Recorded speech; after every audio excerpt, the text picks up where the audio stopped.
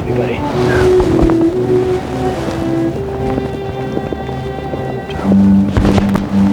You guys are walking down. Congrats, buddy.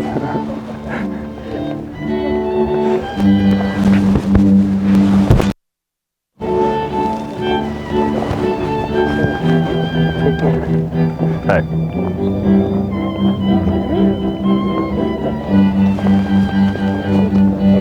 Love you too, bro. You have the rings? Nope. Okay.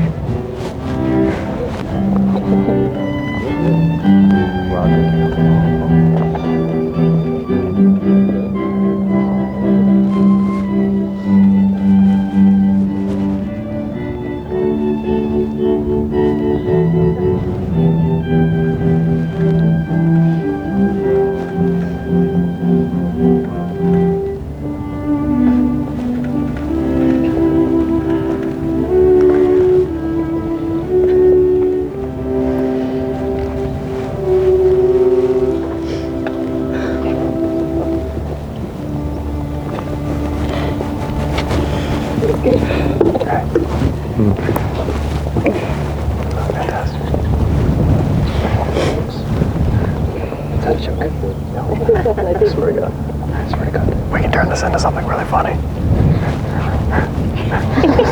You serious? No one ever keeps. Get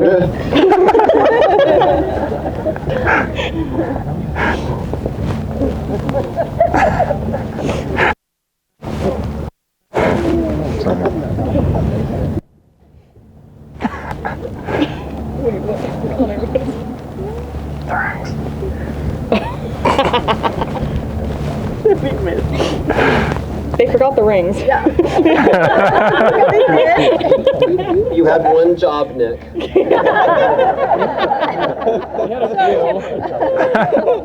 typical.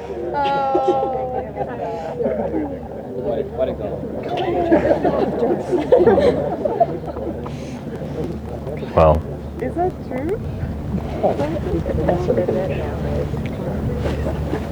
Oh yeah, well thank you all for coming.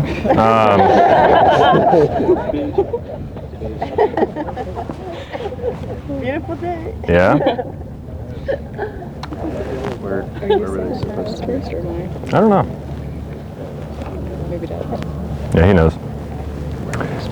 Well, at least the boy is there. You guys are here. If you're uncomfortable, you can definitely sit. Oh, never mind. Never mind. Okay. Don't sit.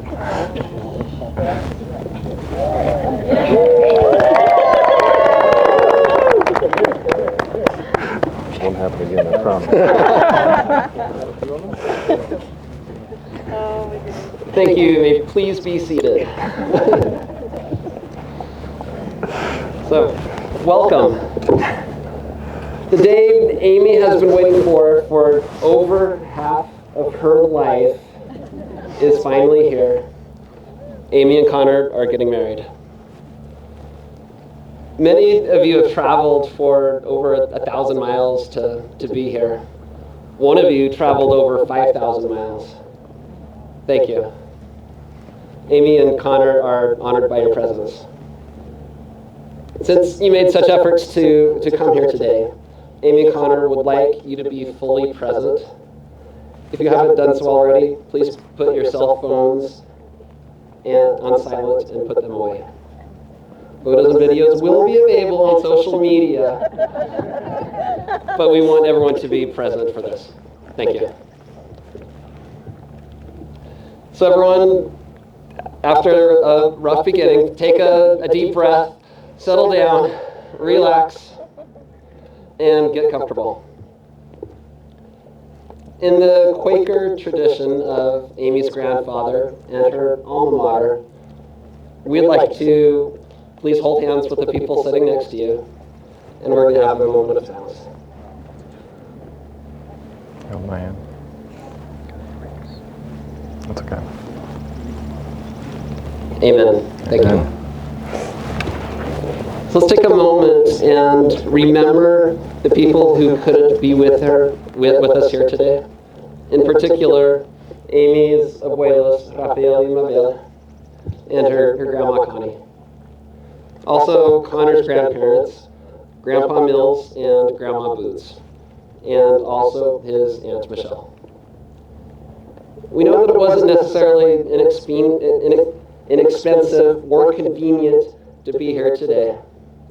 For some of you, this is your first time visiting Kansas and Missouri. For others, this is the first time in decades you spent Memorial Day weekend in Kansas City instead of at the lake. Amy and Connor are honored by your presence, and thank you for making the sacrifice to share this moment with us. We are now going to have a reading by the maid of honor. Sorry.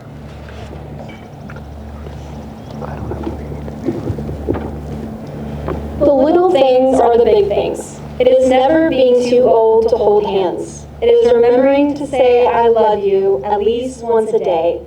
It is never going to sleep angry. It is at no time taking the other for granted. The courtship should not end with the honeymoon. It should continue through all the years. It is having a mutual sense of values and common objectives. It is standing together facing the world. You can do it. It is forming a circle of love that gathers in the whole family. It is doing things for each other, not in the attitude of duty or sacrifice, but in the spirit of joy. It is speaking words of appreciation and demonstrating gratitude in thoughtful ways. It is not expecting the husband to wear a halo or the wife to have wings of an angel. It is not looking for perfection in each other. It is cultivating flexibility, patience, understanding, and a sense of humor. It is having the capacity to forgive and forget. It is giving each other an atmosphere in which each can grow. It is finding a room for the things of the Spirit. It is a common search for the good and the beautiful. It is establishing a relationship in which the independence is equal, dependence is mutual, and the obligation is reciprocal. It is not only marrying the right partner, it's being the right partner. Take the button. Did you push a button? There's not a button. There's no button. For some people, love is a burning feeling of attraction. They take these feelings as a sign that the object of their infatuation is the one they are supposed to marry, because that is the path to living happily ever after. For others, marriage is a project. You genuinely care about someone and think that for their own good, you need to change them. And the way to get the most leverage in your effort to change them is to marry them. For still others, marriage is a selfless act. In the words of Pete Townshend, I sit looking round, I look at my face in the mirror. I know I'm worth nothing without you. In life, 1 and 1 don't make 2, 1 and 1 make 1. And I'm looking for that free ride to me. I'm looking for you. So Amy, Connor,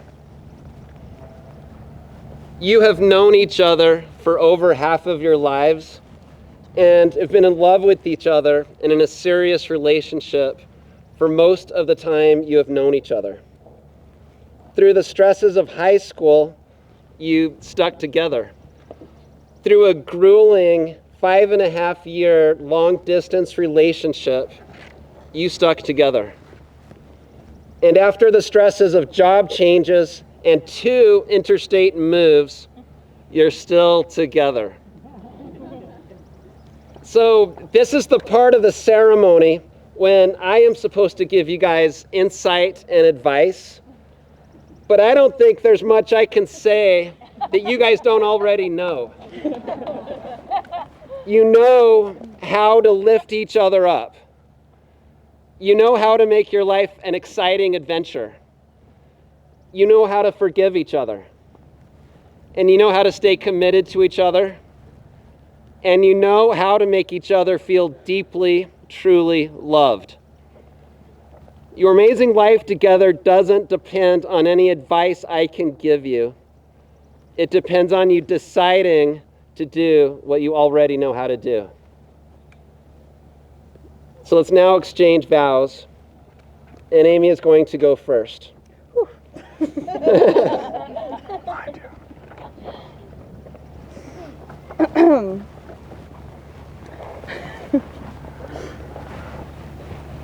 Connor.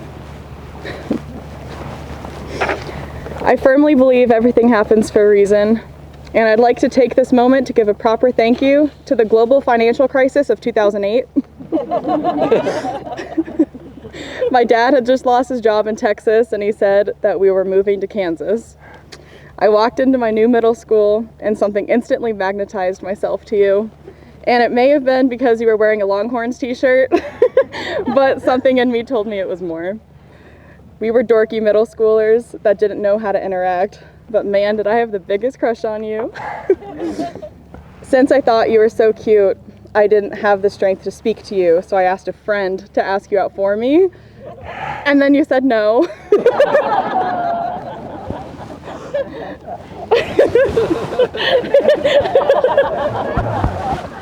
Well, little did I know, I just had to wait for puberty to be over and I would get my second chance with you in high school. Of course, those high school days flew by, and before we knew it, it was time for college. We mutually agreed that we were just kids and that long distance never works, so we would just separate our ways when it was fall and we would just be friends. But then it was the night before you're supposed to go to Coffeyville, and you were in my living room. We're sitting on the floor, tears and snot gushing out. And you said to me, "Let's just try. I don't want us to break up without trying." And from that moment, everything changed. We grew up together, perhaps not knowing it was the real deal, but I've loved watching you become the man you are today. I love you for the grace, patience, forgiveness, and humor you bring into my life. I love how you always know how to make me smile, how you have a big brain and a big heart. I love how you always want what's best for everyone, and you know how to make me feel like a priority. So if I've learned anything over these years, it's that you have to make the choices. Yes, I believe everything happens for a reason, and maybe us meeting each other was an act of God, or maybe it was just random luck. But us staying together through these years was a choice. In the same way that we chose to do long distance, I promise to choose you after every fight, no matter how big or small. I vow to always have your back and be your rock the way that you've always been my rock. I'll always be by your side to laugh and make life fun, and in all the years to come, I promise to choose us. I love you, Connor, and will cherish being your wife for the rest of our lives.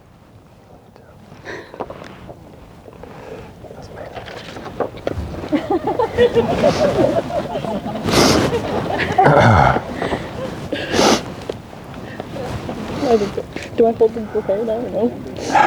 No, we're not.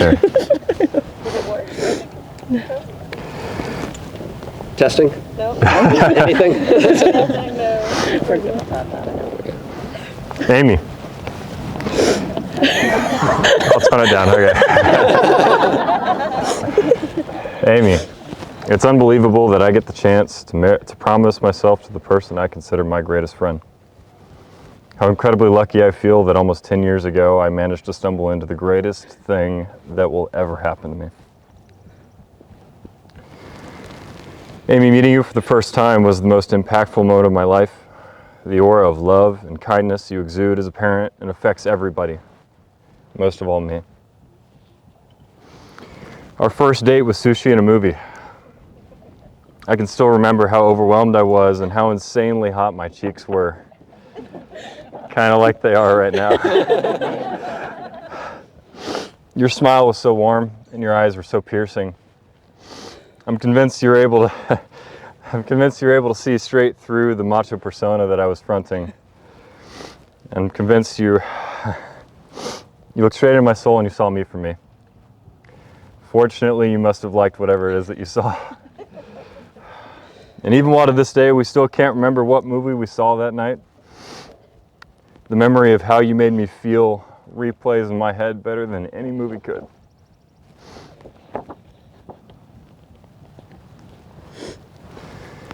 I spent months thinking about what our marriage means to me.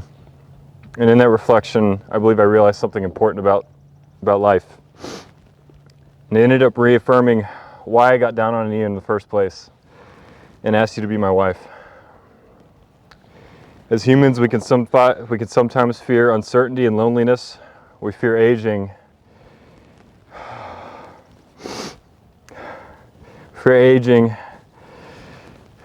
And going through life without having ever actually lived. Amy, you make all those fears go away for me. I'm excited to grow old with you and experience life and all of its uncertainties with you together.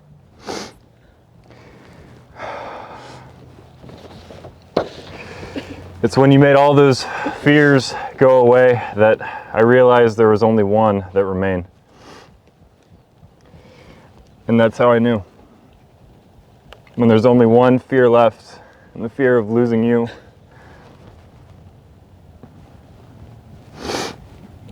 Amy, I choose to marry you simply because of who you are. A loving, empathetic, and understanding woman. A woman who is just as beautiful on the outside as she is on the inside. I promise to be your biggest fan in times of success. I promise to be your shoulder to cry on in times of sorrow.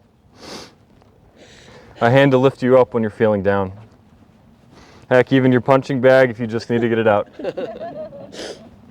I vow to have the grit and wisdom to choose love when times are hard, and to always prove that I'm the man that you fell in love with. I vow to uphold this commitment for exactly what it is. The greatest gift I've ever had the honor of receiving. I love you.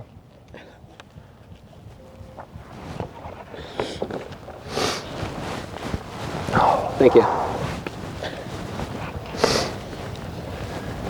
Do you, Connor Kagi, take Amy to be your wedded wife, to love, honor, and cherish, to have and to hold? Will you stay with her for better or worse, for richer or poor, in sickness and in health, from this day forward? I do. Do you, Amy Loomis, take Connor to be your wedded husband, to love, honor, and cherish, to have and to hold? Will you stay with him for better or worse, for richer or for poor, in sickness and in health, from this day forward? I do.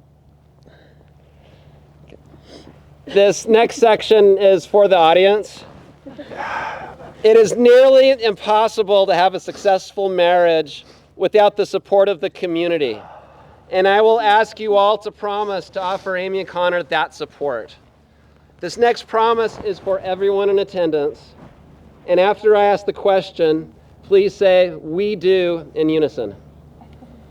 Now that you've heard Amy and Connor recite their vows, do you all promise from this day forward to encourage them and love them, to give them your guidance, and to support them in being steadfast in the promises they have made today? We do. Thank you. Rings are an enduring symbol of the exchange of vows we have witnessed today. And just as it was a long, rocky road to get to this wedding, it was a long and rocky road to get the rings. So Nick, please give Amy Connor's ring. That's too small ones. There you go. So Amy, put this ring on Connor's finger and tell him, "With this ring, I thee wed." With this ring, I thee wed. Now give Connor Amy's ring. Put the ring onto Amy's finger and tell her, "With this ring, I thee wed." With this ring, I thee wed. By the power vested in me by the state of Missouri and by the website ordainmeplease.com, I now pronounce you husband and wife. You may now kiss each other for the first time as husband and wife.